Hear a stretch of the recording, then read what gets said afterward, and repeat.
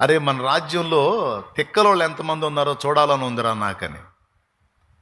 తిక్కలోడన్నా బుద్ధిహీనుడన్నా ఒకటే. మీకు బుద్ధిహీనుడు అంటే అర్థం కాదు కాబట్టి తిక్కలోడన్నా అర్థమైద్ది. తిక్కలోళ్ళు ఎంతమంది ఉన్నారో తెలుసుకుందామని ఉందిరా. మంత్రి గ్యాదర్ చేయమన్నాడు. సరే ఊళ్ళో రాజ్యంలో ఉన్న వాళ్ళందరినీ తిక్కలోళ్ళని పోగేశాడు.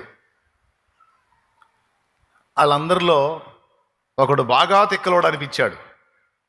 ఎట్లా తిక్కలోడు అనిపించాడంటే, వాడు ఏదన్నా చెప్పు అంతా దేవుడి దయే అంటున్నాడు. ఏదన్నా చెప్పు అంతా దేవుడి దయే అంటున్నాడు. కదిలితే దేవుడు, మెదిలితే దేవుడు, కదిలితే దేవుడు, మెదిలితే దేవుడు.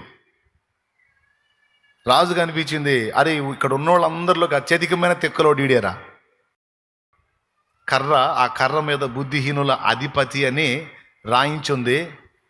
ఆ దండాన్ని అడిగి బహూకరించాడు. ఇచ్చి, ఒరే ఇక్కడ ఉన్నోళ్ళందరిలో అత్యధికమైన తిక్కలోడివి నువ్వే, నీకన్నా తిక్కలోడు కనపడితే ఆడి చేతిలో పెట్టరా ఇది అని చెప్పించాడు. కొద్ది రోజులు గడిచినాయి. రాజుగారికి రోగం వచ్చింది. ఎవరికి? రాజుగారికి రోగం వచ్చింది. మంచాన పడ్డాడు, సావుకు తయారయ్యాడు. రేపో మాపో చచ్చేటట్టు ఉన్నాడు. సావుకుండా ఎవరు ఉంటారు? పోయే టైం వస్తే ఎవడైనా పోవాల్సిందేగా. రాజు అని సావేం ఆగదుగా, ఆగిద్దా? రాజు మంచాన పడ్డాడు, సావుకు దగ్గర అయ్యాడు, రేపో మాపో పోయేటట్టు ఉన్నాడు.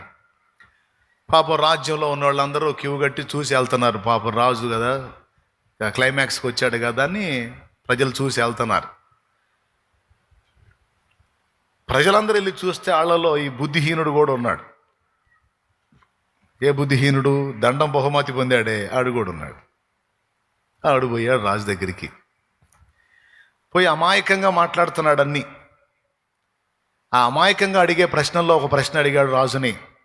మహారాజా, మహారాజా అన్నాడు. వాడు ఆ సావు స్థితిలో ఉండి కూడా ఈయన చూసి నవ్వాడు. ఎవరు? రాజు. ఎరా నువ్వు వచ్చావా అన్నాడు. వచ్చాను, కానీ జనం ఏంది అట్టనుకుంటున్నారు అన్నాడు. ఎట్టనుకుంటున్నారు అన్నాడు. నువ్వేంది ఆడికి పోతున్నావు అంటే ఆడికి పోతున్నావు అన్నాడు. అర్థమైందా? ఏమన్నాడు?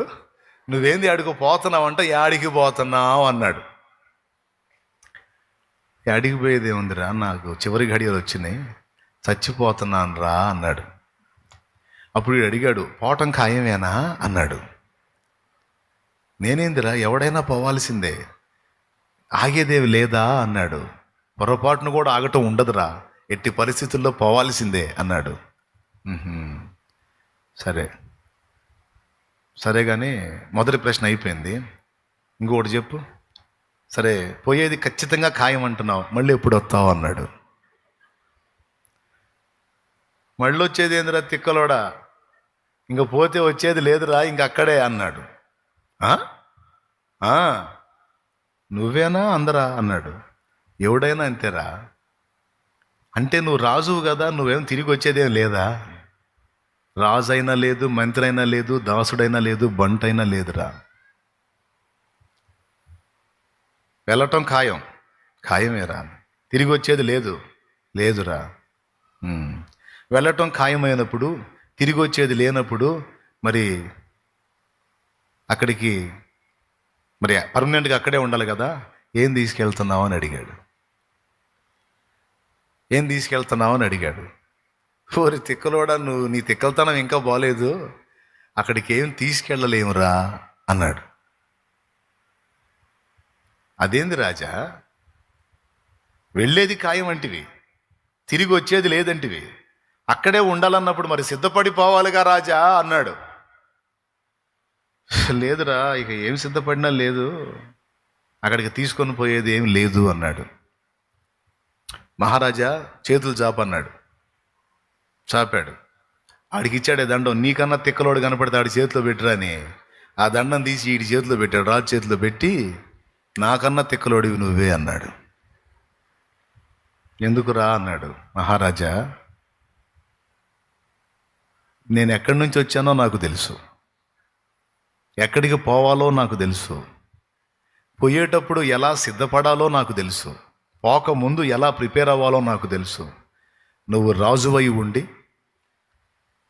లక్షలాది మందికి మార్గదర్శివై ఉండి, ప్రజలను చైతన్యం చేయాల్సినోడివై ఉండి, ఇంత పెద్ద హోదాలో ఉండి, అష్టైశ్వర్యాలు కలవాడివై ఉండి సృష్టికర్తను తెలుసుకోలేకపోయావు. ఎక్కడి నుంచి వచ్చావో తెలుసుకోలేదు, చచ్చి ఎక్కడికి వెళ్ళాలో తెలుసుకోలేదు, ఎలా సిద్ధపడి వెళ్ళాలో కూడా తెలుసుకోలేదు. నీ కాడికి బుద్ధిహీనుడు ఎవడున్నాడు? నువ్వు రాజువైతే చావాగిద్దా? నువ్వు రాజువైతే చావాగిద్దా? ఆగదుగా.